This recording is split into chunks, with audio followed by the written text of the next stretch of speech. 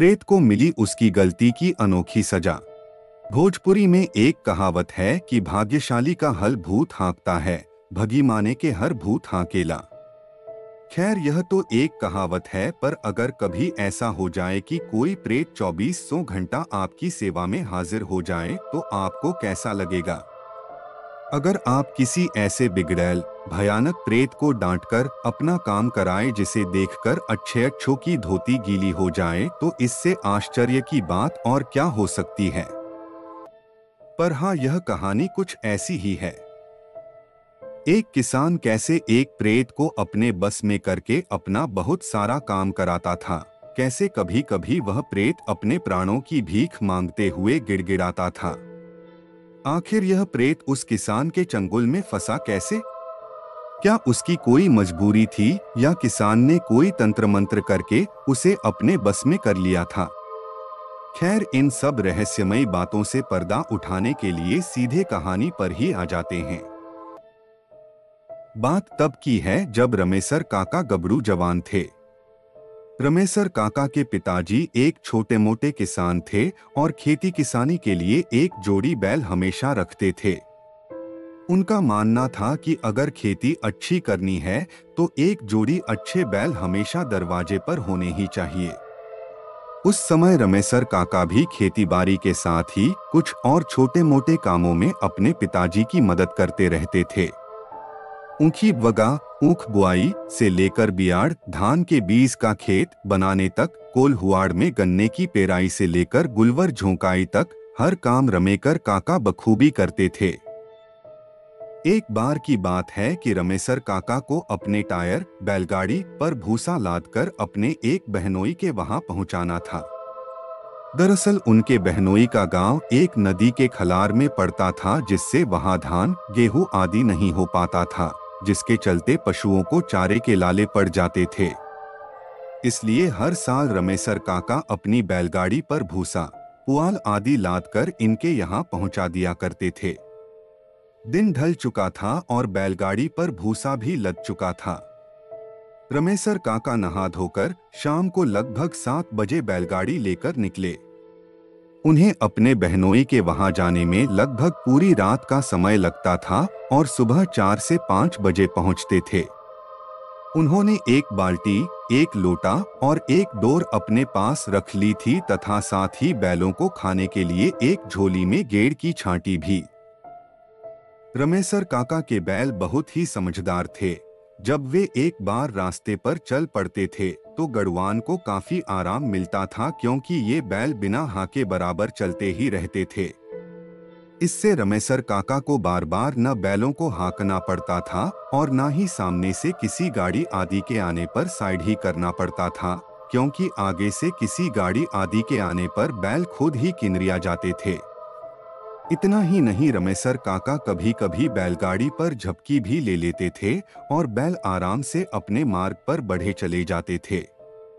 रमेसर काका को घर से निकले लगभग 3 से 4 घंटे हो चुके थे। रात के 10 से 11 बज चुके थे और अब वे जिस कच्चे खुरहुरिया रास्ते से जा रहे थे वह रास्ता पूरी तरह से सूना हो गया था। दूर दूर तक कुछ भी दिखाई नहीं दे रहा था। रात भी अंधेरे में पूरी तरह गहरी नींद में सोने के लिए व्याकुल हो उठी थी। दूर दूर तक सन्नाटा और उस रास्ते के किनारे उगे हुए बड़े बड़े घासफूस और कुछ छोटे बड़े पेड़ों के सिवा कुछ भी नहीं था। खैर, इससे रमेसर काका को क्या फर्क पड़ता था। उन्हें तो इससे भी अंधियारी रात में दूर दूर तक, यहाँ तक कि बिहड़ इलाकों से होकर भी जाने की आदत थी।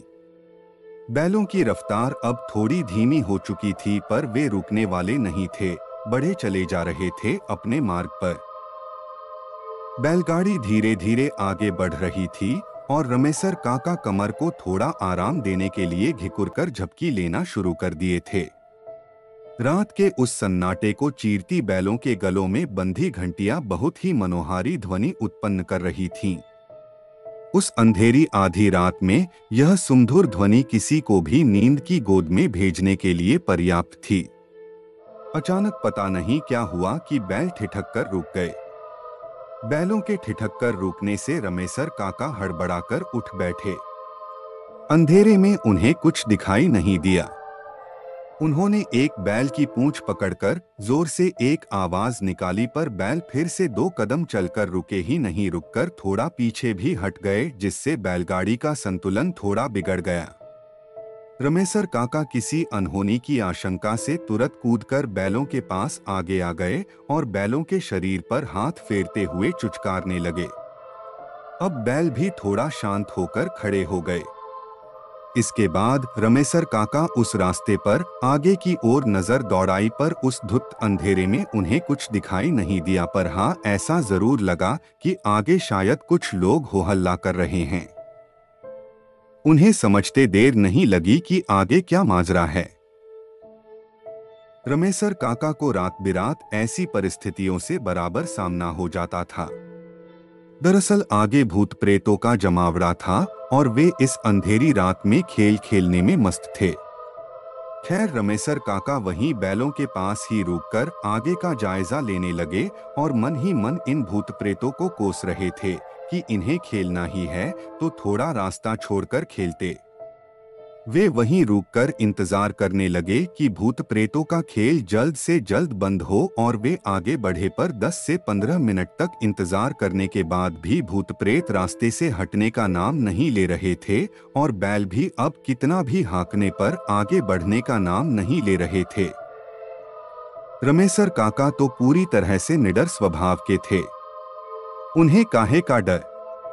और हाँ, उनके साथ में 2 बैल भी तो थे और उन्हें पता था कि अगर बैल थोड़ा हिम्मत दिखाएंगे तो ये भूत प्रेत उनका कुछ नहीं बिगाड़ पाएंगे। उनके दिमाग में एक विचार आया। वे अब बिना देरी किए बैलों के पगहों को पकड़कर बैलों के आगे आगे चलने लगे और अब बैल भी उन्हें अपने आगे आगे चलता देख धीरे धीरे उनके पीछे हो लिए। भूत प्रेतों के पास पहुंचते ही एक अजीब घटना घटी। वे सारे भूत प्रेत अब अजीब अजीब डरावनी आवाजें निकालने लगे। बैल थोड़े सहम से गए थे, पर रमेकर काका ने हिम्मत न हारते हुए बैलों को चुचकारते हुए उन्हें आगे खींचने की कोशिश करते रहे। जब रमेसर काका थोड़ा आगे बढ़ते तो भूत प्रेत भी थोड़ा आगे बढ़ जाते, पर रास्ते से हटते नहीं और फिर से भयंकर भयंकर रूप बनाकर डरावनी आवाजें करते। अब रमेसर काका ने ताल ठोंकते हुए उन भूत प्रेतों को चुनौती दे डाली। उन्होंने कहा कि हिम्मत है तो आगे बढ़ो, पीछे क्यों घिसक रहे हो।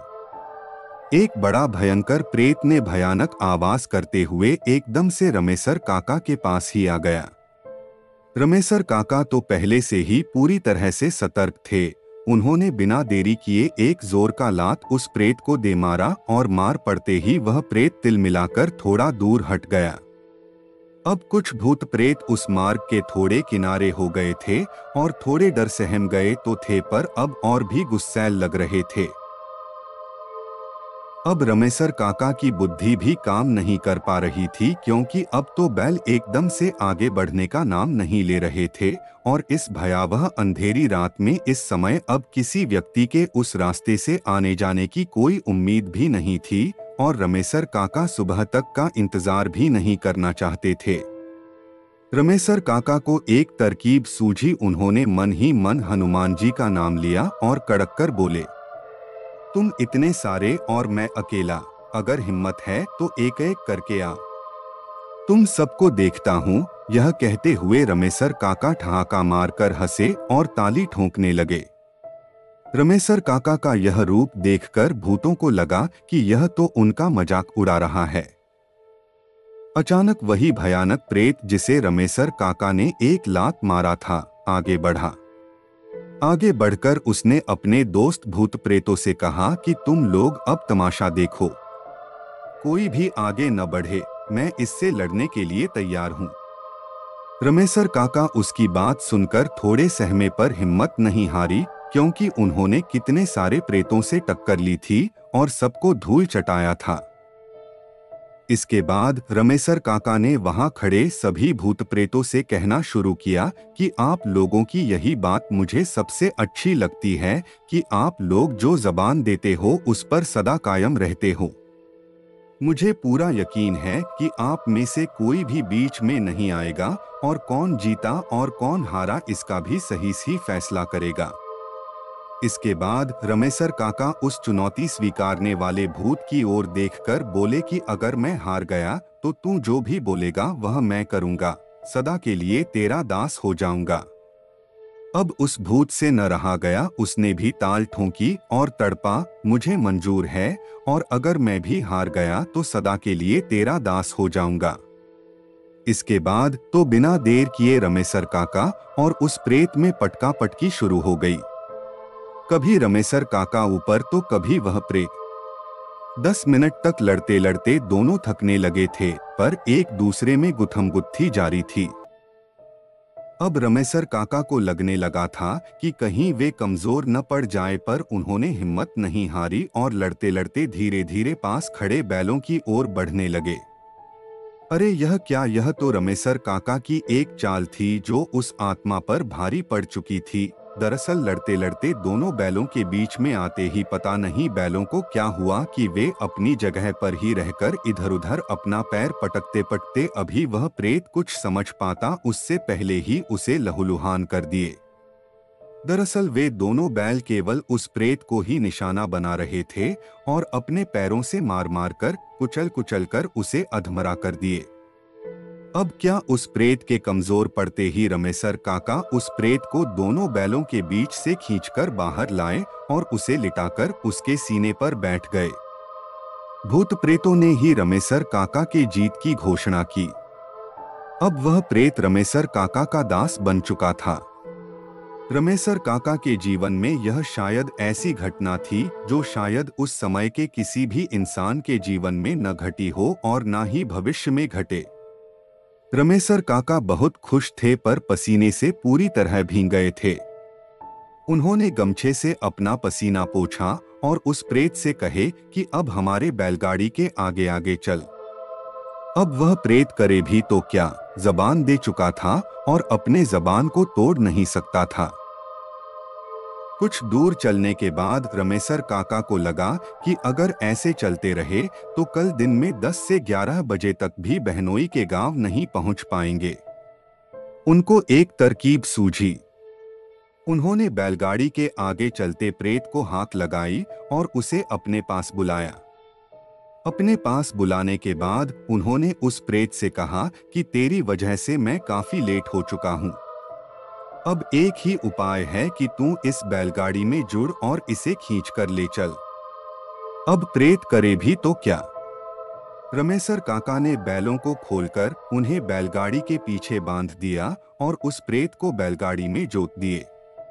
फिर वह प्रेत बैलगाड़ी को लेकर बढ़ा। जब भी वह प्रेत थोड़ा धीरा होता, रमेसर काका उसकी पीठ पर 2-4 डंडा बजाते और वह तेजी से भागने लगता। भिनसहरे करीब 3 से 4 बजे ही रमेसर काका अपने बहनोई के घर पहुंच चुके थे। घर के बाहर ही उनके बहनोई का घासपूस से छाया हुआ एक भुसौला था। रमेसर काका ने अपने बहनोई को जगाना उचित नहीं समझा और उस प्रेत को आदेश देकर सारा भूसा उस भुसौले में रखवा दिया। प्रेत ने लगभग आधे घंटे में सारा भूसा भुसौले में रख दिया था। बैलगाड़ी खाली हो चुकी थी और रमेसर काका बैलों को बहनोई के ही नाद पर बांधकर सानी पानी कर दिए थे और खुद ही वहीं पड़ी एक बनसकटिया पर सो गए थे। 5 बजे के करीब जब रमेसर काका के बहनोई जगे तो उन्हें बहुत आश्चर्य हुआ। उन्होंने देखा कि रमेसर तो बनसकटिया पर सोया है। यह कब आया और यह भूसा भी उतारकर भुसौले में रख दिया। उनको कुछ भी समझ में नहीं आ रहा था, बस सब चमत्कार जैसा लग रहा था, क्योंकि ऐसा पहले कभी नहीं हुआ था। हर बार रमेसर काका के बहनोई खुद रमेसर काका के साथ मिलकर भूसा उतारकर भुसौले में रखते थे। खैर, उनको क्या पता कि यह सब किसी भूत का कमाल है। रमेसर काका आराम से जगे, पानी उनी पिया, फिर बैलों को नाद से उकड़ाकर छाव में बांध दिया और उसी दिन फिर से रात को खाना उना खाकर करीब रात के 11 बजे अपनी बहन के घर से चले। क्योंकि अब उनको पता था कि गांव पहुंचने में 10 से 12 घंटे नहीं 5 से 6 घंटे लगने वाले हैं। जी हाँ, फिर से रमेसर काका जब बैलों को जोतकर बैलगाड़ी को लेकर अपने बहनोई के गांव के बाहर पहुंचे तो सुनसान देखते ही बैलगाड़ी में से बैलों को खोलकर गाड़ी में पीछे बांध दिए और उस प्रेत को जोता लगाकर गाड़ी में जोत दिए। सुबह सुबह रमेसर काका अपने गांव के पास पहुंच गए थे। अब उनको लगने लगा था कि कहीं कोई यह देख न ले कि बैल तो पीछे बंधे हैं और फिर भी बैलगाड़ी तेजी से आगे की ओर बढ़ रही है, इसलिए उन्होंने उस प्रेत को छुड़ाकर बैलों को गाड़ी में जोत दिया था। बोलिए जय बजरंग बली। रमेसर काका तो अब उस प्रेत से बहुत सारा काम करवाना शुरू कर दिए थे, पर सदा ध्यान रखते कि इसकी भनक किसी गांव वाले को न लगे, नहीं तो सब गुड़गोबर हो जाएगा। आगे क्या हुआ बताएंगे अगली कहानी में। पर यह कहानी भी अपने आप में पूर्ण हो चुकी है। अगर इसका अगला भाग न भी आकर एक दूसरी कहानी भी आ जाए तो भी ठीक ही है। काल्पनिकता कभी कभी सच भी होती है, पर मैं तो अभी यही कहूंगा कि इन कहानियों को केवल मनोरंजन के रूप में लें। यह कहानी पूरी तरह से काल्पनिकता पर आधारित है।